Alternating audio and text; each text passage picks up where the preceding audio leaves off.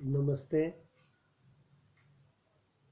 हिंदी कक्षा 7 मेरे छोटे मालिक पेज नंबर 90 के अंतिम पैराग्राफ से इसके पहले हो चुका था।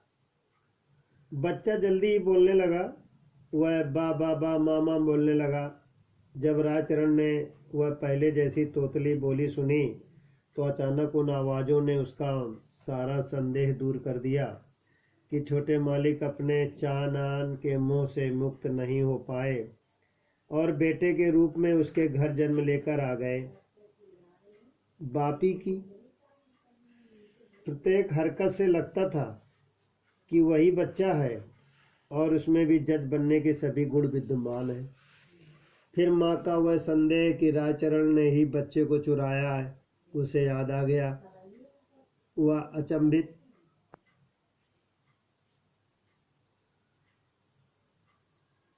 चले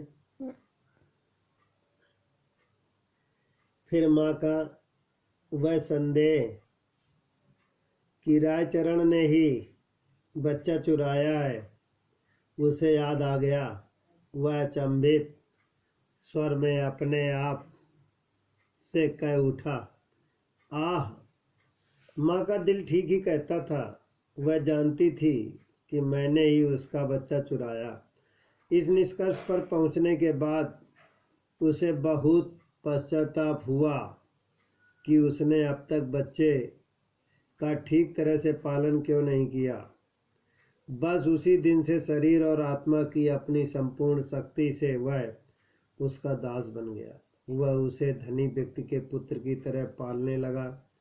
उसने बच्चे के लिए एक गाड़ी, पीले रंग का कोट और सोने के तारों से कढ़ी हुई टोपी खरीदी।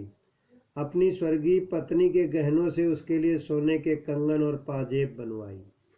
वह पड़ोस के किसी बच्चे के साथ उसे खेलने नहीं देता था और स्वयं दिन रात का साथी बन गया। बच्चा बड़ा होने लगा, अत्यधिक लाड़ से बिगड़ा हुआ तथा सुंदर वस्त्रों से सजा धजा। वह जब भी कभी बाहर जाता तो गांव के बच्चे हुजूर और राजा कहकर उसका मजाक उड़ाते। बड़े लोग भी राजचरण को बच्चे का दीवाना ही समझते थे। अब बच्चों को पढ़ने लिखने का समय आ गया।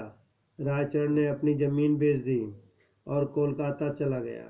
वहाँ बड़ी मुश्किल से उसे एक घर में नौकरी मिली। बापी स्कूल जाने लगा।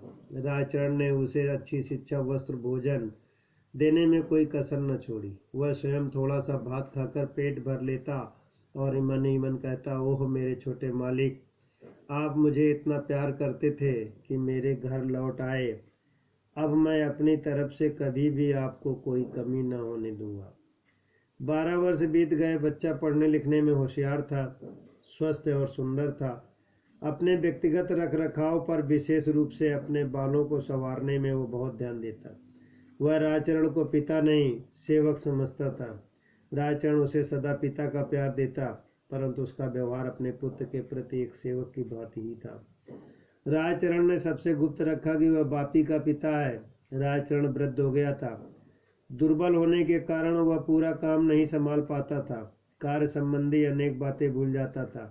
उसके लिए नए मालिक अब उससे असंतुष्ट रहने लगे थे। साथ लाया हुआ पैसा भी धीरे धीरे समाप्त होता जा रहा था। बापी भी बार बार पैसे मांगता और अपने कपड़ों के बारे में शिकायत करता। राजचरण ने निर्णय ले लिया। उसने नौकरी छोड़ दी। बापी को कुछ रुपए देकर कहा, मुझे गांव में कुछ काम है, जल्दी ही लौट आऊँगा।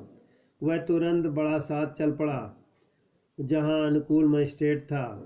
अनुकूल की पत्नी अभी भी खोए हुए पुत्र के शोक में व्याकुल थी। उसे और कोई संतान भी न हुई थी। एक दिन अनुकूल कचहरी से थका हारा लौटा ही था कि आंगन से प्रणाम की आवाज़ सुनकर बाहर आया। सामने राजचरण खड़ा था। अपने पुराने नौकर को देखकर अनुकूल का हृदय पिघल गया। उसने हाल चाल पूछा और उसे अपने यहाँ नौकरी करने को कहा। राजचरण ने जरा सा मुस्कुराते हुए कहा, मैं मालकिन को प्रणाम करना चाहता हूँ। अनुकूल उसे लेकर भीतर गया। स्वामिनी का व्यवहार स्वामी की तरह नहीं था, पर राजचरण ने उसकी ओर कोई ध्यान न दिया। उसने हाथ जोड़कर कहा, पद्मा ने, नहीं, मैंने ही आपका बच्चा चुराया है। प्रश्न इस प्रकार है, बच्चा पिता को क्या समझता था, पहला प्रश्न है। दूसरा है, पिता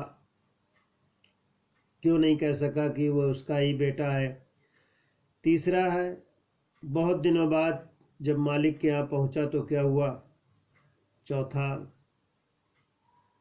नौकर ने क्या कहा कि बच्चा किसने चुराया है। ये प्रश्नोत्तर बालक करेंगे।